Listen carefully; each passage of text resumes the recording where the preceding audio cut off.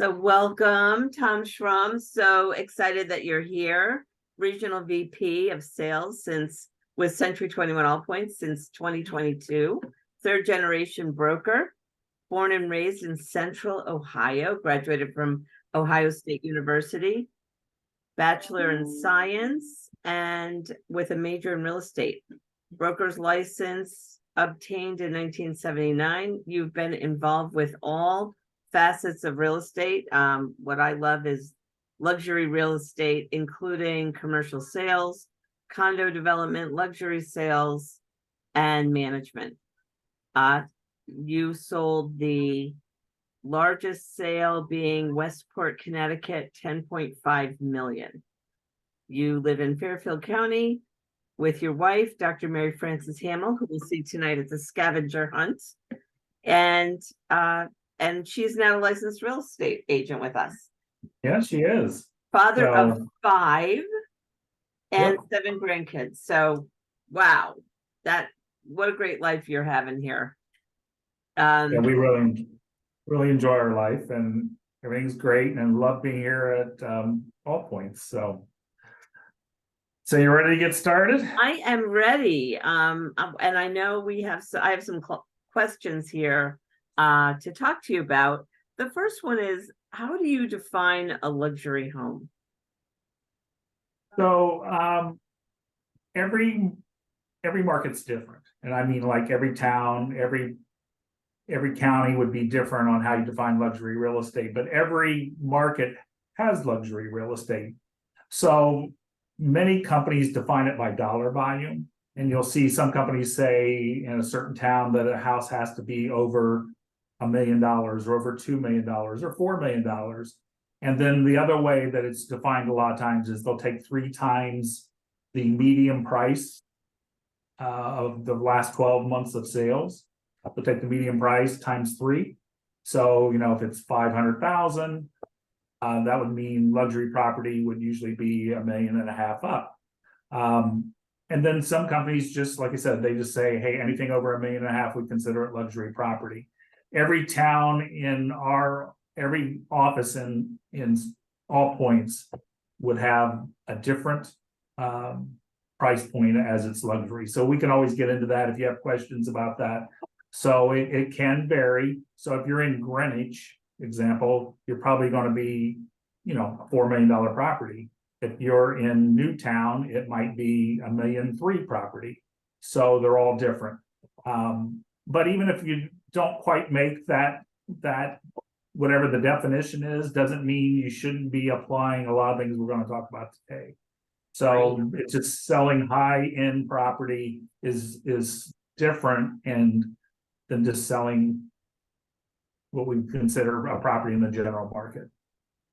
Wow, that is interesting. So in Southington, I believe our median is about 450. So that would be like 1.3 million. Yeah, 1.3 million, right. Okay, that makes sense. So Century 21, they have a luxury home program. Yep, and I put the logo up here so you can see it. So we do it, instead of calling luxury property, they call it Century 21 Fine Homes and Estates. And they offer a lot of things to our agents that we want to get out there, and we'll probably have to have another training class on someday. So they offer special signage. We have special print and digital media. There's actually a specific listing presentation in Moxie Engage for Fine Homes and Estates.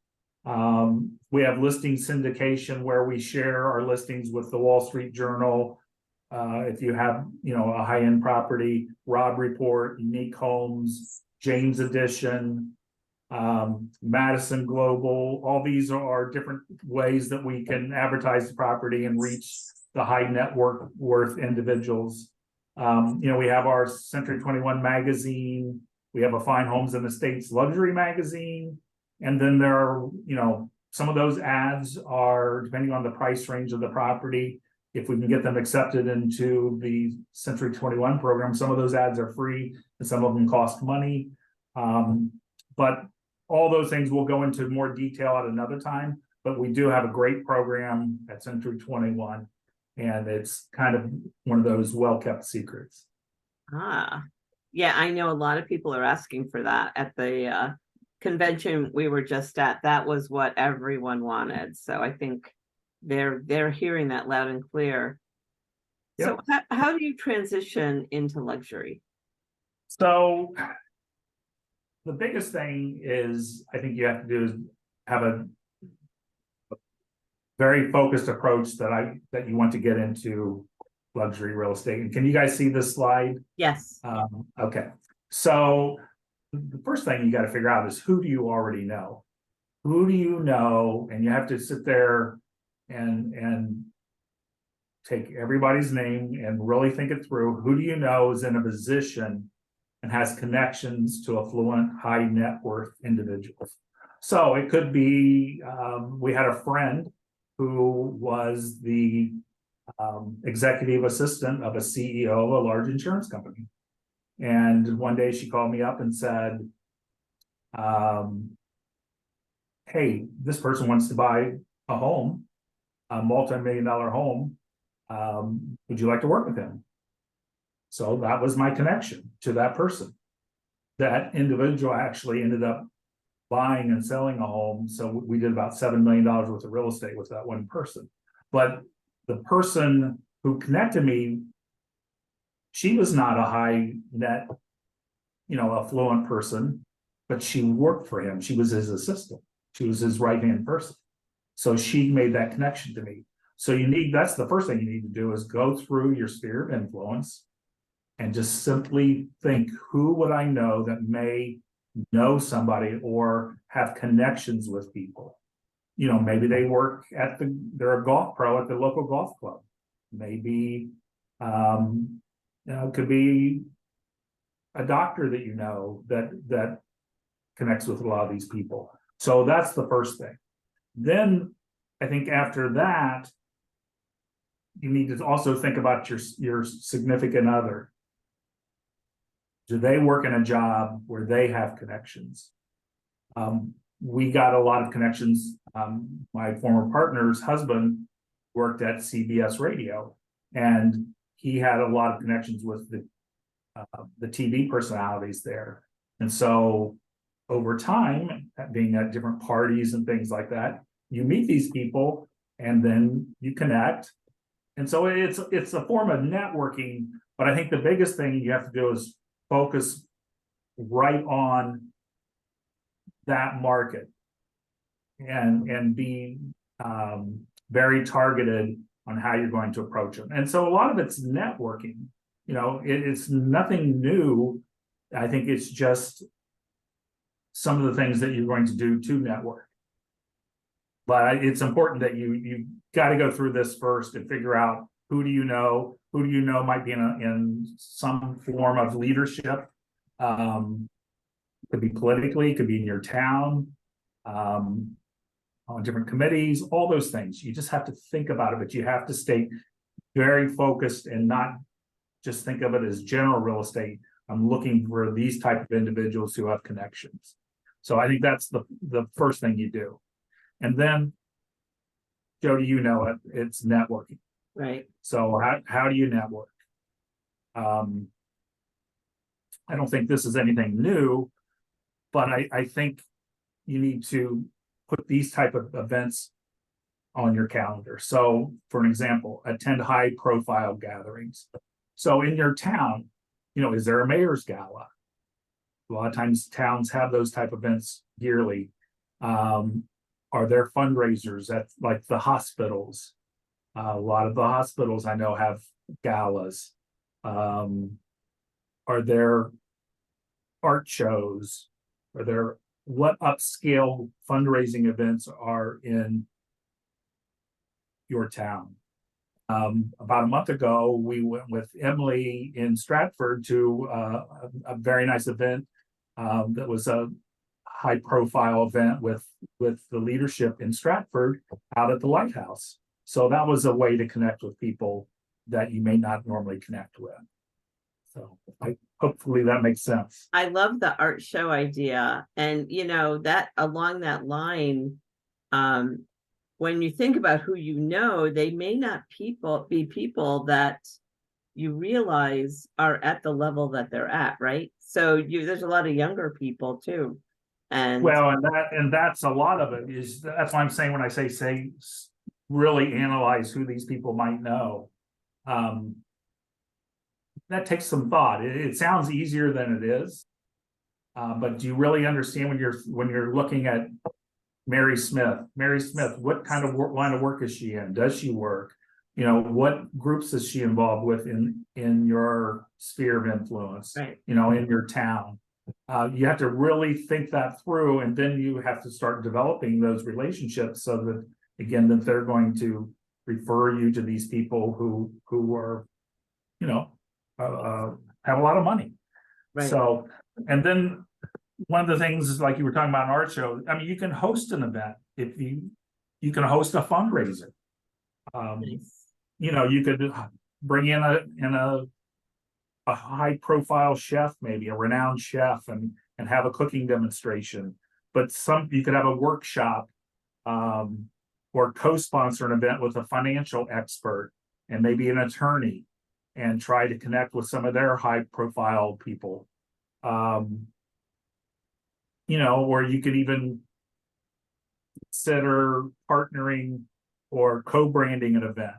So all those things are ways to connect and network. And again, all these things can work in all kinds of real estate, but it's really important with the people who have money and you're trying to connect to get into the luxury market. Because we're trying to not just get a hold of sellers, we're trying to get a hold of buyers too. We're trying to do both. And I love the idea that you're saying connect. So just because you know them, you know, you have to connect on their level where they would respect you as that person. So what are some ideas about that kind of a thing? So, I mean, one of the things you know, and I'm not telling people to run out and join the golf club and spend a ton of money, but you can join different clubs. You know, and again, when people go out and play tennis or golf, you know, you're not playing by yourself, you're playing with people in the club, and that's how you form relationships. So it can be those cool things. I mean, those things have been used for how many years, where people say, I am a member of a golf club, or I'm a member of a tennis club, or the athletic club, or the polo club, or, you know, I have a boat. And you know, it doesn't have to be a yacht. I'm a member at this club. I keep my boat at this marina. Well, there are other people there who have money or are doing those activities. So Right. those are the people you want to go out and enjoy life with. But those are how you're going to form personal relationships with all those people.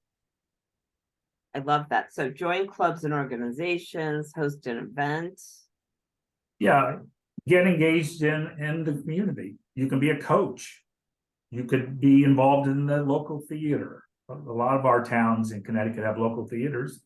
So you get involved in the local theater, you're going to meet people. Mm-hmm. And guess what? You're not only going to get luxury connections, you're going to get connections to all kinds of real estate, but you need to get involved in the community.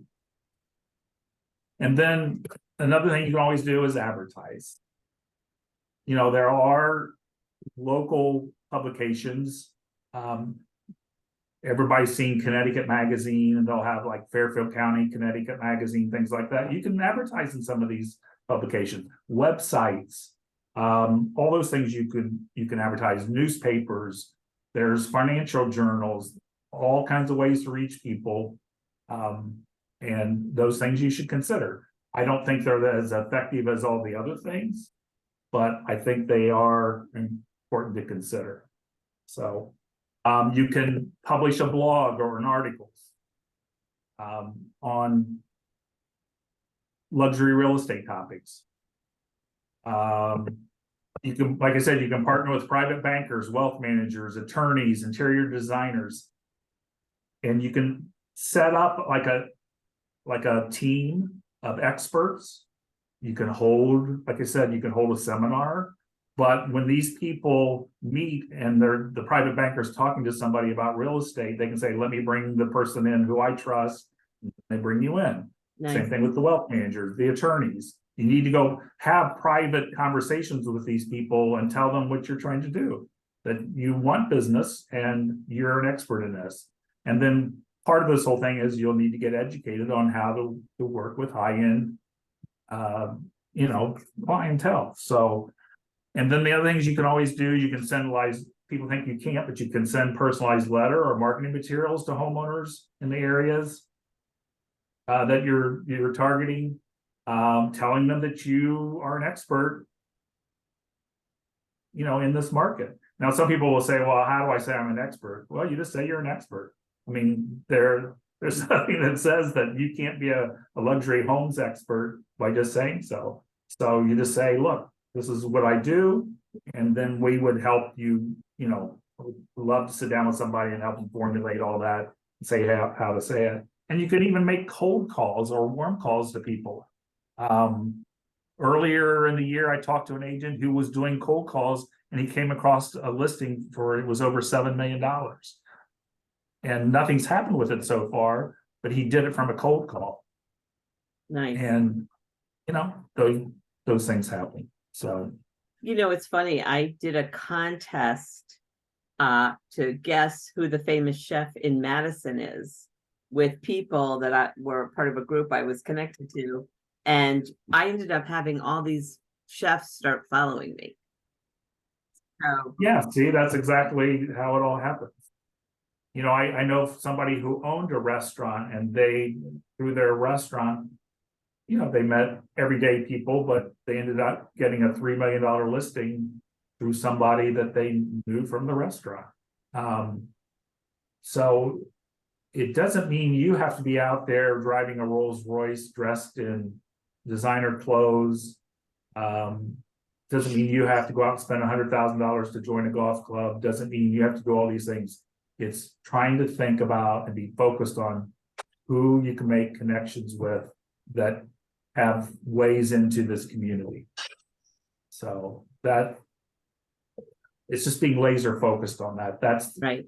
Really important. So you're talking about being an expert, and I'm thinking probably looking at Connecticut, the different counties, the high-end listings that have sold even over the years, because people don't forget. And then thinking about, in this price range, how are prices going up or down, or, how are things? So you get an idea, do a little bit of research, right in the MLS, you can find out most of this information.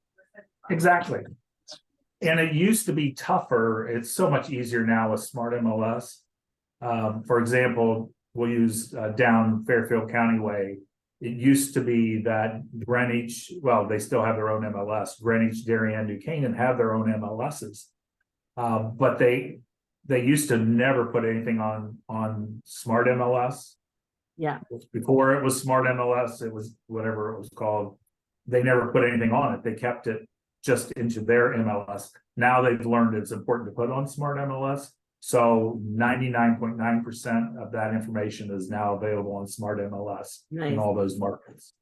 Now, you can look at all of them. And if they're not in Smart MLS, they're probably on Realtor.com, right?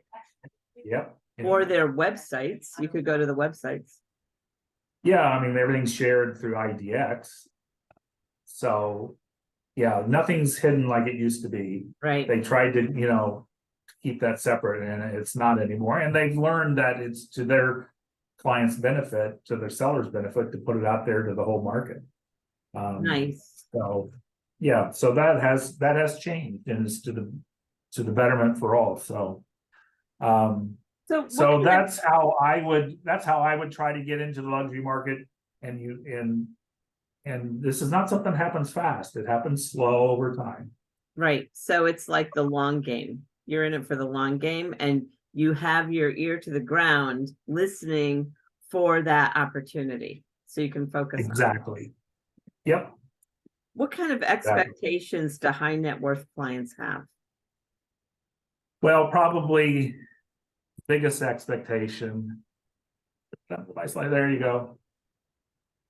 You notice he's got his lips closed. Is being discreet. That's huge, and that's very key when dealing with the high net worth individual. If they're buying or selling, a lot of these people, some of these people, let's say, can be famous. I mean, Right. we work with people who have been in the entertainment industry, athletes, different things like that. But they don't want you walking around being a fan, telling everybody, hey, I'm out showing, Snoop Dogg real estate. I mean, they want privacy and they want you to be discreet. So that's super important. Because if you can't build that trust and they know that you're going to be discreet, you're dead. You won't get any further in that market. I mean, I know of a famous actor, he would talk to you about anything and he'd love to sit and talk to you. But if you wanted to talk to him about his movies and his acting career, he would shut down. He didn't want to talk about that stuff. So you have to be careful how you approach some of these people. One time I was showing a famous Major League Baseball pitcher a home I had listed, and it was in a really nice neighborhood, and this neighbor came out and they recognized the player, and she came screaming out. It was David Cohen, who at the time I think had just retired from the Yankees, and she came screaming out, David Cohen, and she was all excited and all that stuff. And because the way she acted, he actually decided he didn't want to live in that neighborhood because that really turned him off. So they don't want they want to be left alone and live their own lives. If they want to interact with you, they will. They don't want you to be a fan, but it's important that you be very low key and discreet and treat them like you would treat anybody else. Anything that you discuss with them has to be kept private. If you're selling a home of somebody who's famous, before you go out there and put out there that this is, let's use David Cohen's home, you would want to get that in writing and get permission to use that in marketing. He may not want that known this is his home. So you don't just automatically move ahead and just do some of those things. You have to think those things through. And so that's probably one of the biggest things I would say is the discretion, and then do everything in writing, get approvals for everything you do in writing. So like I said, if you're going to use their name in marketing, I want that in writing. Right. How the house is going to be shown, all those instructions, all those things, I would want all those things in writing. So there's no, issues later on. They say, oh, no, we didn't want that. So you have to be very detailed and follow up. So those are the two things I would say there are their biggest expectations. So it might be a good idea to call you, Tom, if you know you're going down that road, because there are things we may not even think of that would be an issue. Yeah, I would love, that's why I put my contact information at the front of this presentation. Don't be afraid to call me. We can, send it out to everybody. I'd love to talk to anybody about any of this stuff. So help in any way we can. It's never an issue. So trying to think so before you go out and even start to try to get some business from some of these people, I think one of the first things you should always do is check your brand. Do you have a recent photo that looks great, or is it your high school photo you've been using? What does your website look like? What's your social media look like? What's your marketing materials look like? And again, I'm not saying you have to go out and spend thousands of dollars to do all these things, but make sure they're current and up to snuff, that it's not stuff that's old and old logos, old colors, old photos, because that's one of the things they're going to look at when you go out. They're going to look you up. So make sure that stuff's current. So that's the first thing you need to do. So it's nice and that you have a nice picture, and your picture is on realtor.com, Zillow, all the different social medias. So probably a good idea would be Google yourself, and anything that comes up, make sure it's updated, right? Yeah, that's a great idea, and I would make sure you're on LinkedIn. So I think that's another one that a lot of people go to, especially business people. So you should always check to see how you know, is your profile, is your bio up to date, all those things. Those things are important. And again, all these things can be talked about. You know, a lot of these same principles apply to no matter what kind of real estate you're doing. Right. But that's really important for these people because they really are going to check up on you. And they're going to want to see these things. And when I say you get into luxury market, it's not like you just get out of let's call it the general market. You know, this is something, again, you do very slowly. Most people may never just do work with luxury buyers and sellers. There's always a good chance you're going to be working with regular people like all of us. And then you're going to occasionally move into this market. But these are things that I know are really important to the people that live in this world. So these are some good tactics. What are some other ones for luxury marketing? So before we move on to sellers, let's talk about the buyers. Okay. And a lot of the high-end buyers. First thing you need to do with the high-end buyers, you need to set up an in-person meeting. As with any buyers, you need to discuss their expectations, their needs, their wants. You need to talk about financing. Are they paying cash, or do they have a private banker? Do you need to talk to the private banker and get an idea how that's all going to play out? Who's going to be involved in the decision process? A lot of these people will work with attorneys. I know some parts of the state we work with attorneys more, and other parts of the state we don't. They will have their private banker, their attorney, their financial planner. All those people are going to be highly involved and help figure out how to structure a deal. And a lot of times when these people go buy property, they won't buy the property in their name. It could be in an LLC. Sometimes if they're super rich, they may look at a property in private and then have their attorney write all the documents in his name. So there's all ways, but you need to sit down with them and have those discussions before you even go out and look at anything. How would you approach that conversation? With a buyer? Right. I mean, it would be who's on your team, who are your decision makers, and how do you want to approach this? And I would probably give them examples. Here's how I would suggest that we approach this, and just start the conversation. But I would probably sit there and go, so Jody, I know you want to go look at properties along the water in Rowayton. And so I hear some properties, things like that. But before we go, if we get to the point where we find out you really like a property, you want to make an offer, how do we want to structure the deal? How do we want, do we need to bring in your attorney? Do we need to talk to a tax consultant, your accountant, your financial planner? We're going to have to spell out terms like we would in any other offer about financing and things like that. So how do you plan on doing these things? I mean, it would just be a regular conversation. But you have to be blunt and upfront and be very businesslike. They'll love that you're very businesslike. I'm not saying you can't be personable, all those things, but I would just get right into it.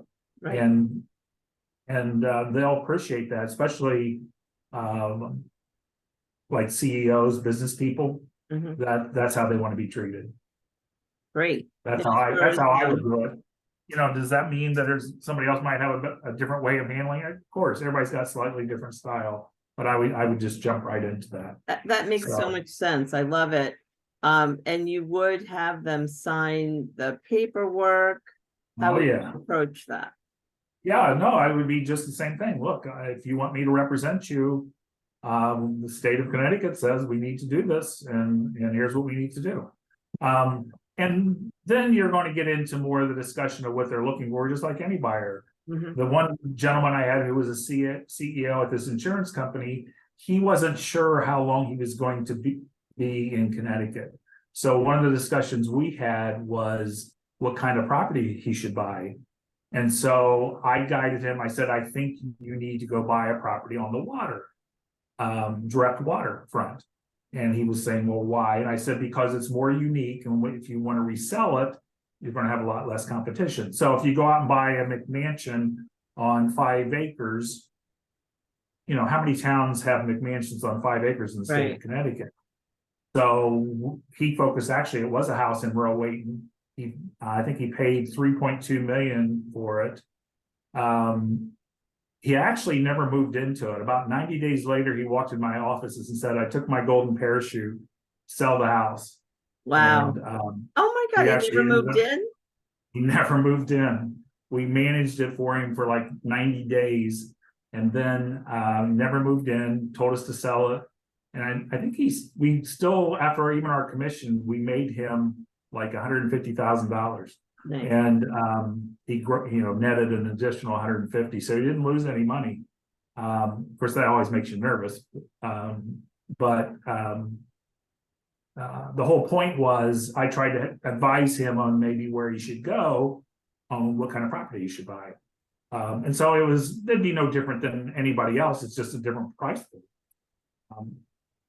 And I So can that's see how you probably are going to run into those kind of conversations, and that makes a lot of sense to know what is going to be able to resell, if that's what they're looking to do. That's smart. Yeah, I mean, it's, and again, is this a conversation you would have with anybody else? How long do you plan on being there? Right. This guy said, I don't know. And, it could be less than a year. So that's how we moved him in that direction, but he still wanted to buy. But that's no different than anybody else. I think I'll be here 4 years, 5 years,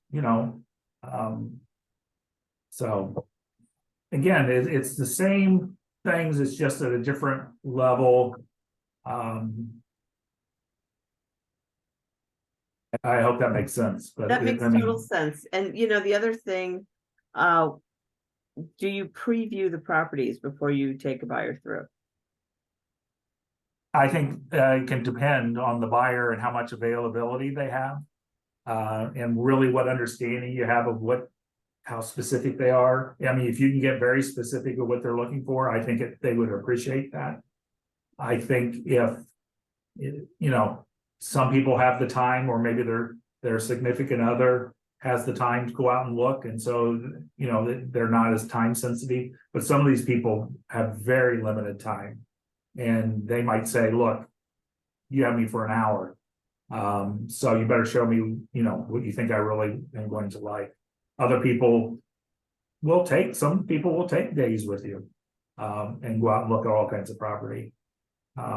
So it can vary a little bit, but yeah, that's something you should consider is previewing. Plus, if you haven't been in the property, especially a large property, Yeah. it's going to make sense. You really should go through it so you know where you're going. Right. And a lot of these properties, it's not unusual for the listing agent to meet you at the property.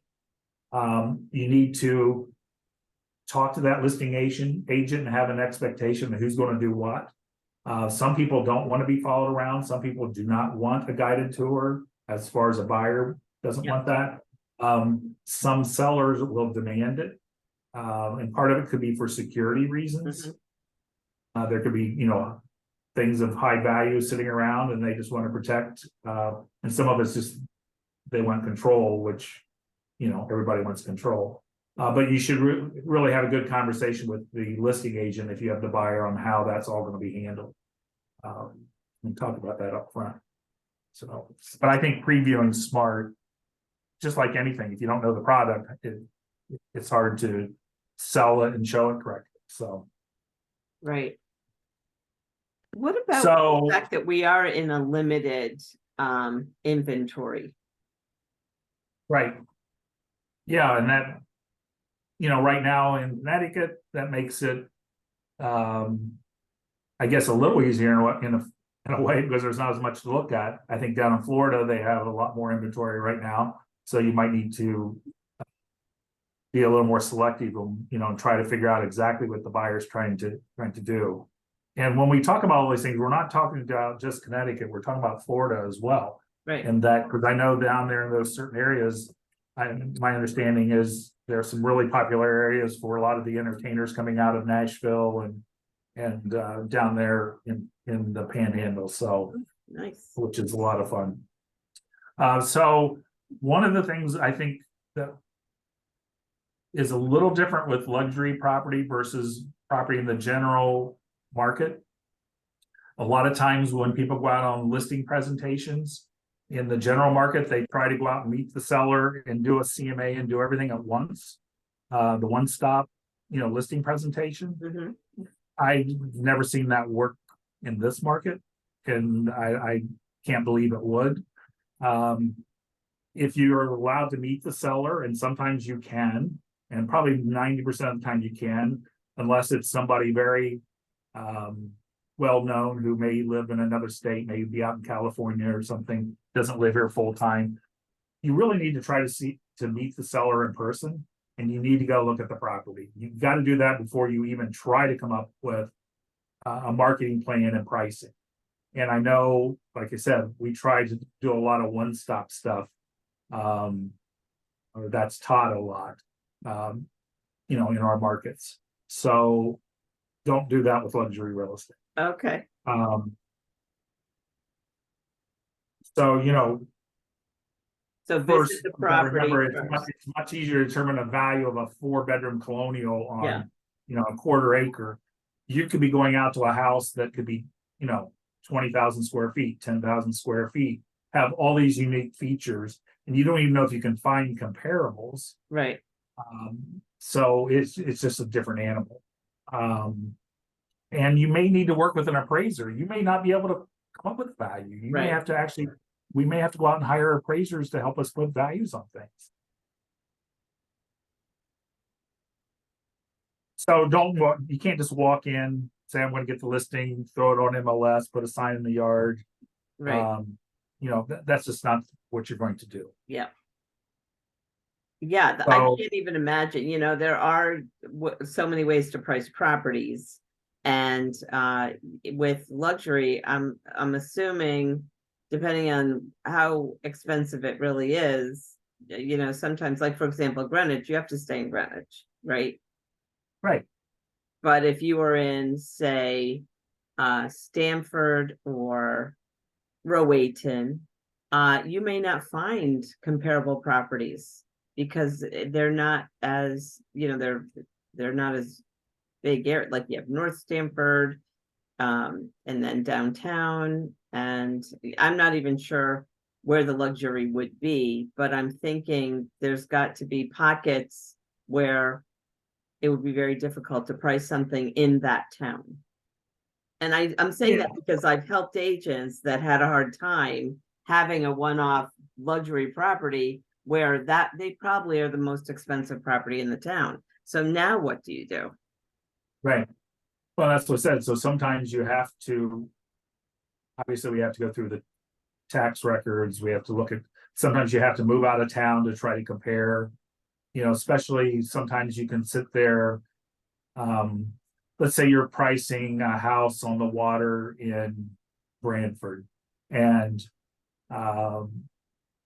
there's not a lot that's competing right now in Branford, but that buyer is probably not as concerned about being in Branford as they want to be on the water. Okay.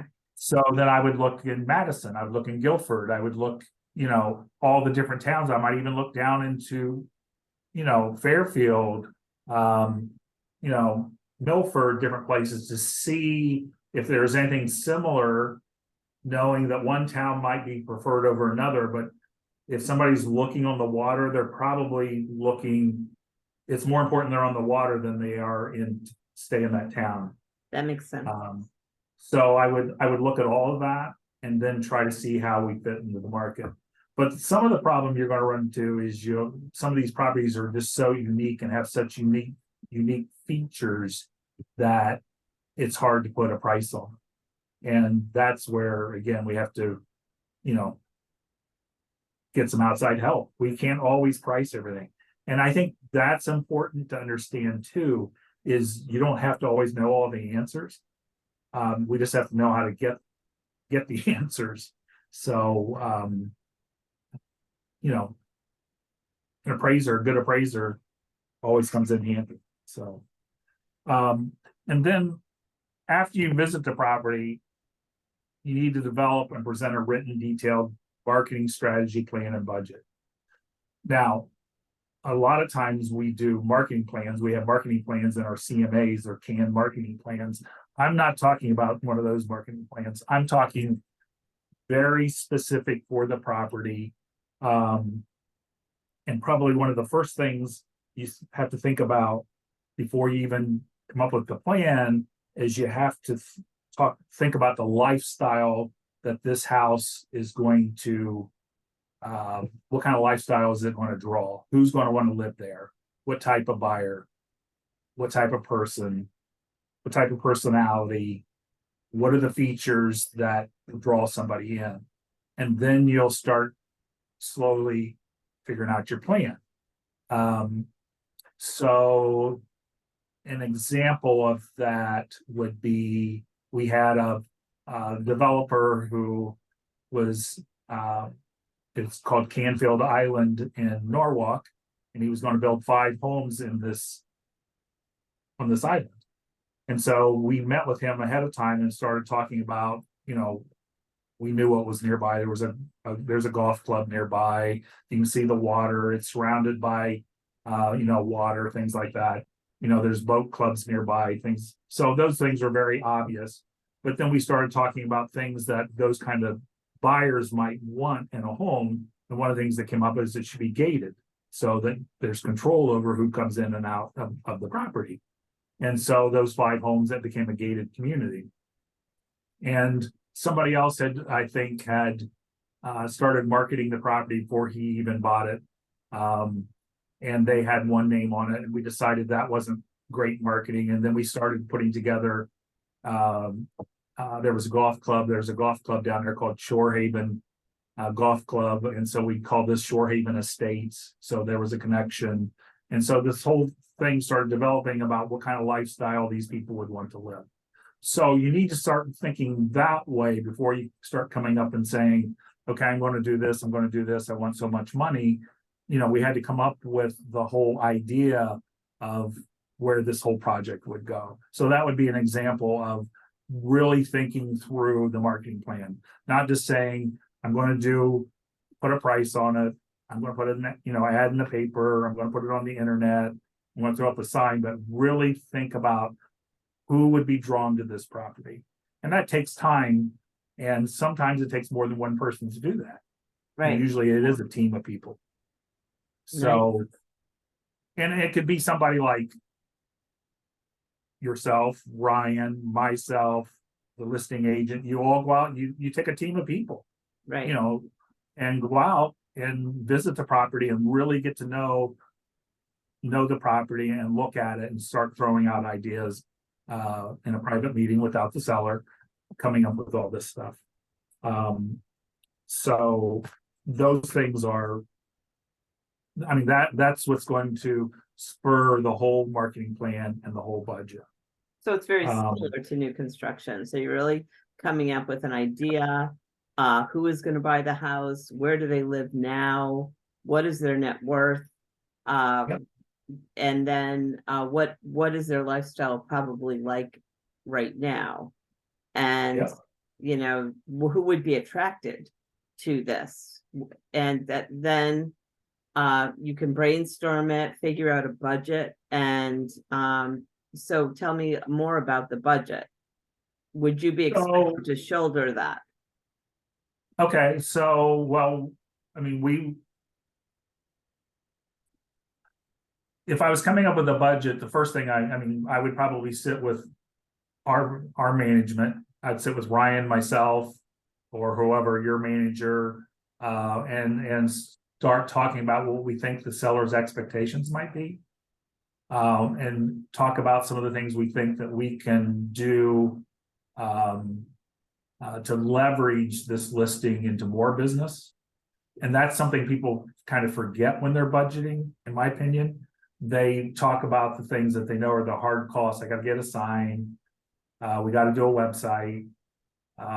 We want to do some, some ads on the internet and on this site. We'd like to put it into a luxury magazine. Those numbers are easy to come up with. Mhm. The things that I think they really forget when it comes to budgeting is what can we do to leverage this into more business later on? It's what can we do to market that Century 21 ALLPOINTS sells luxury homes? What do we do to market that Jody Tussing sells luxury homes? So that's where these events I'm going to talk about will come up. Some things we should do to get great public relations out there about the home and you as an agent. And I think that's one of the things that are very important. And some of this stuff we can skip over. You're going to have to meet with the seller's financial advisors and planners, same thing as you did with the buyer, but getting input from the broker, the manager, marketing department to help develop some of these ideas is going to be important. So we talked about the branding of the property, how we're going to sell the lifestyle. That's going to drive everything. And then you're going to do all these things you normally do, photography and all of that. One of the important things I think is down at the bottom. A lot of people don't want to do broker open houses and they think, oh, I don't want to do that. But you can do broker open houses, nothing else, by invitation. If you don't want to open it to the whole MLS, you could go out and pick certain brokers that you want to do and have a private event for them at the house.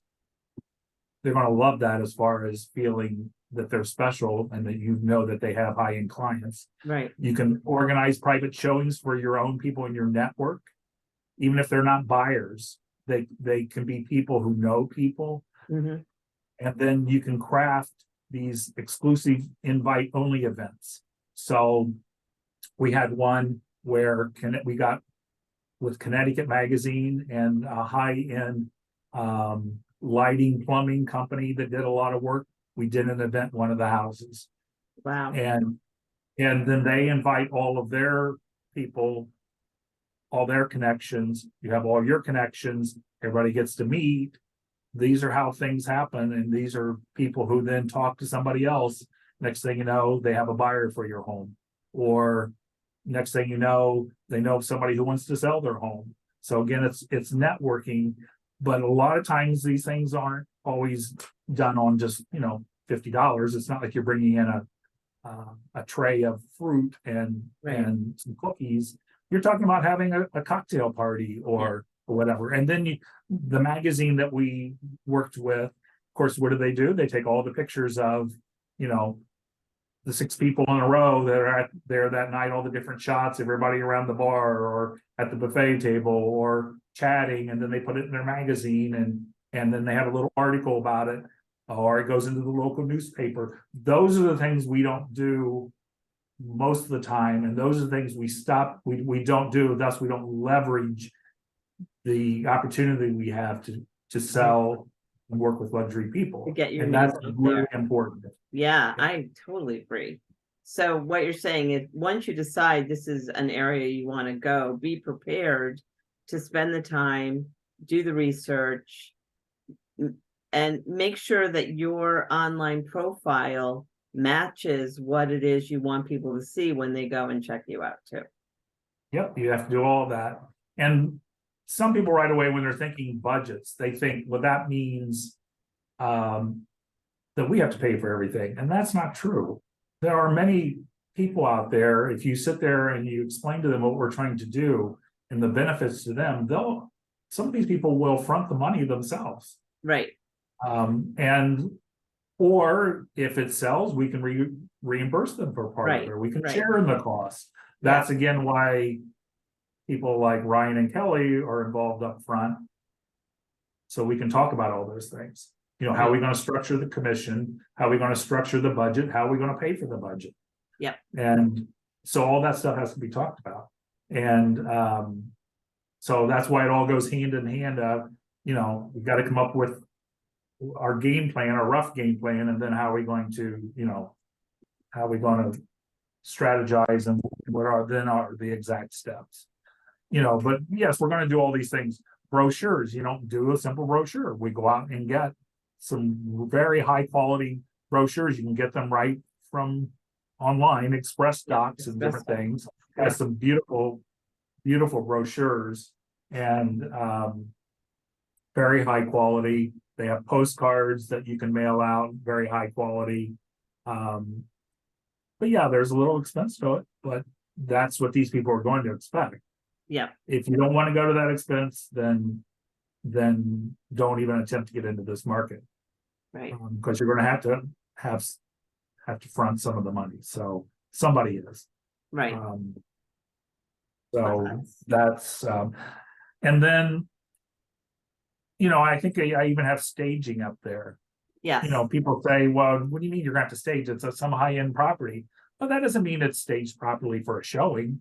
You know, right. When you have somebody walking through a home and if they bring their entourage with them, you know, it makes rooms a lot tighter when you're trying to walk down a hallway with, you know, 5 people versus just a family walking down the hall. So you need to think about, like any home, how you would stage it. Are there things we need to tweak? You know, just because it's expensive doesn't mean it doesn't need stage. And you may have to bring in a professional stager, most likely, to make some suggestions. Yep. You know, you could also do virtual staging.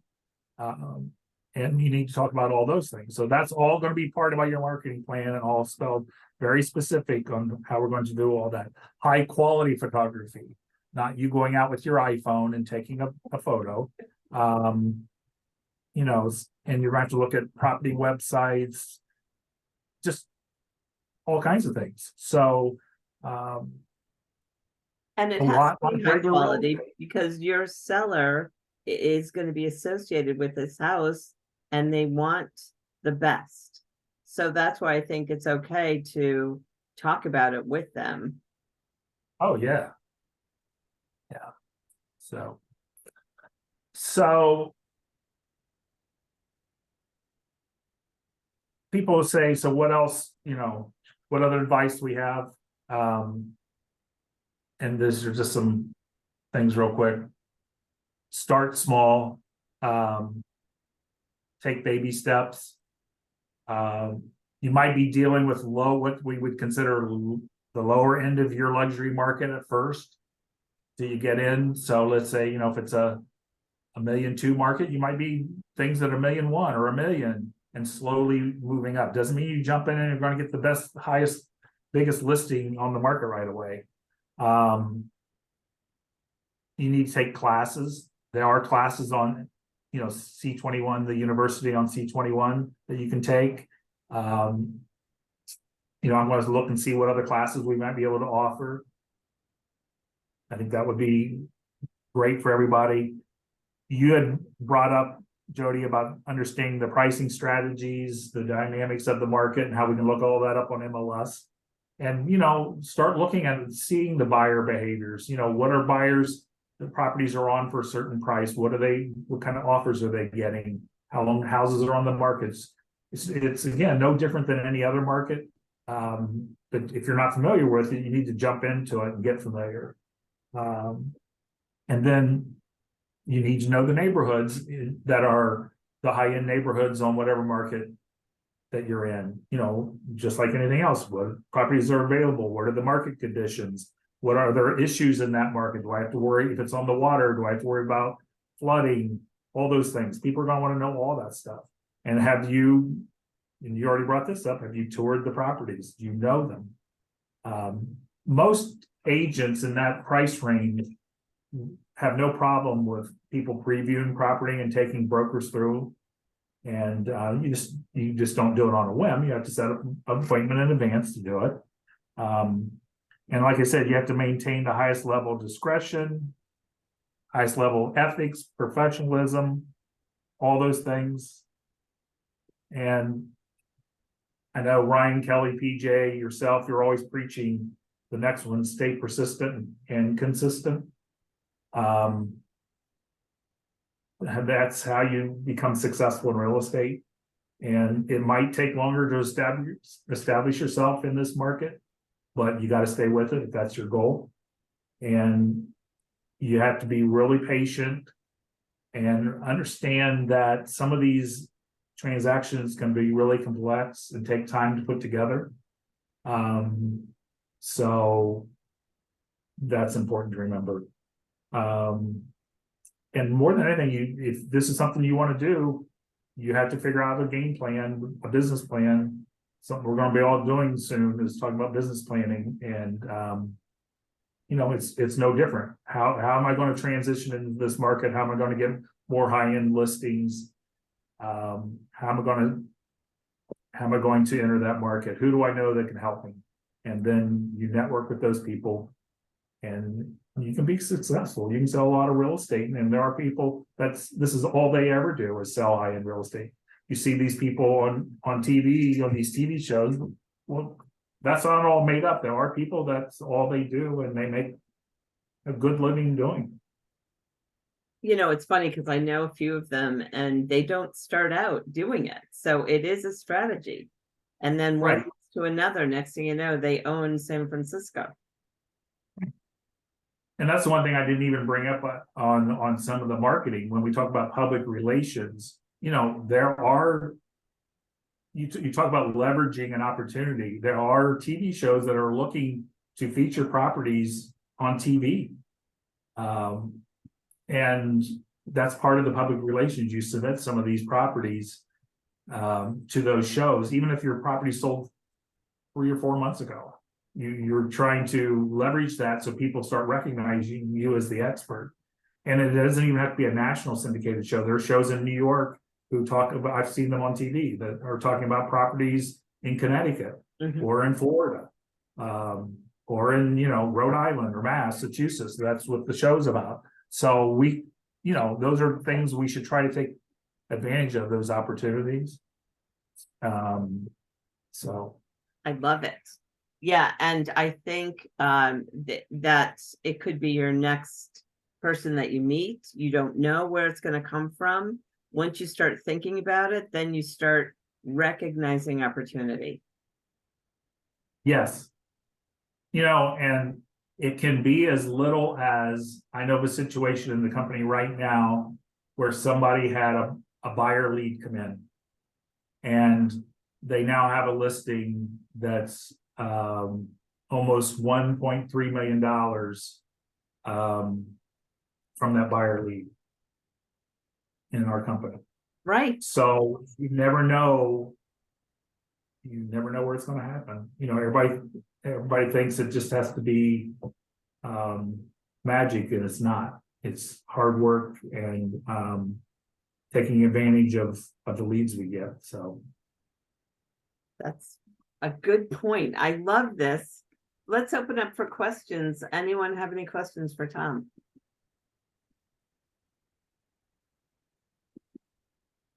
I see Cheryl's just reminding everybody that Cheryl Castellano with AllPoints Mortgage, that they have jumbo loan products up to $5 million.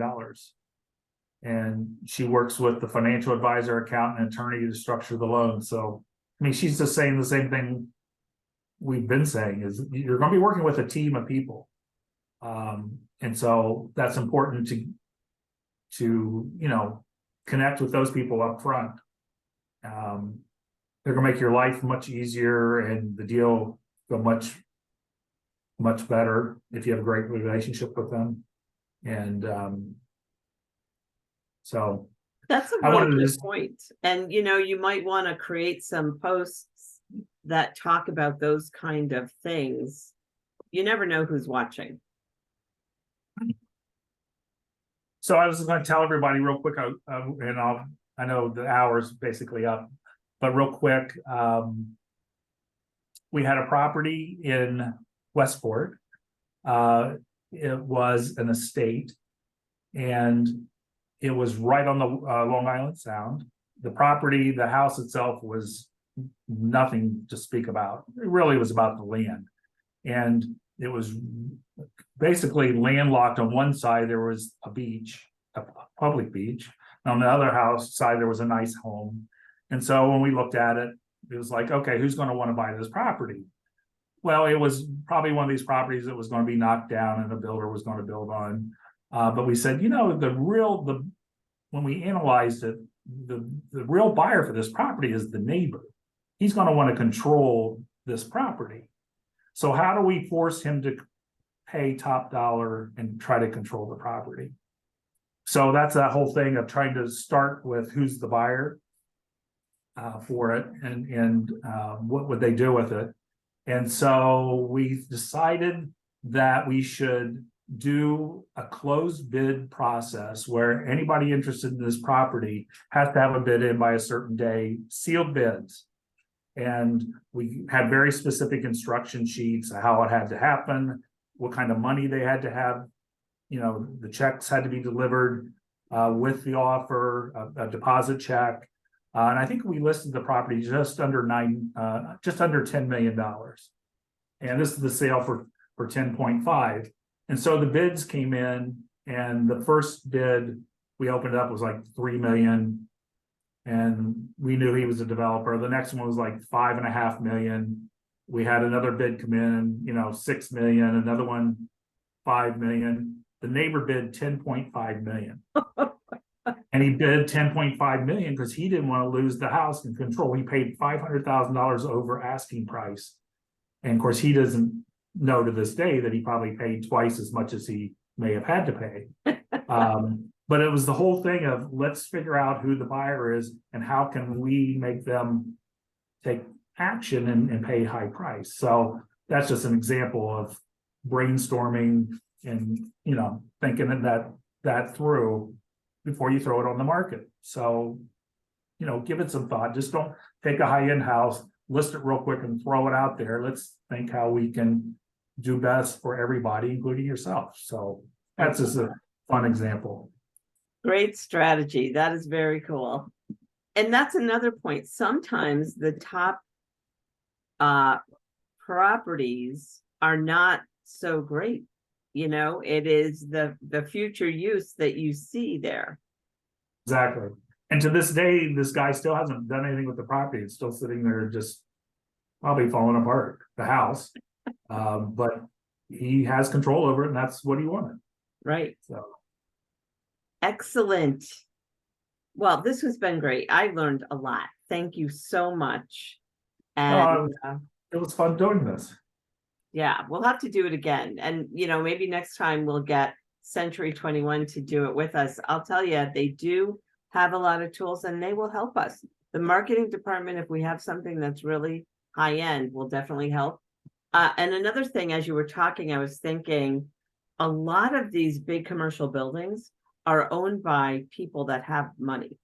So, you know, it kind of goes hand in hand. If you're thinking, oh, you want to get into that marketplace, commercial might be a gateway for you. Oh, sure. Exactly. Yep. All right. Great idea. So if anybody needs any help or wants to bounce anything off me, I'm always available. Glad to help in any way. Don't be afraid to reach out. Okay. Appreciate it, Tom. Thank you so much. All Thank right, you have a everyone great for day. coming.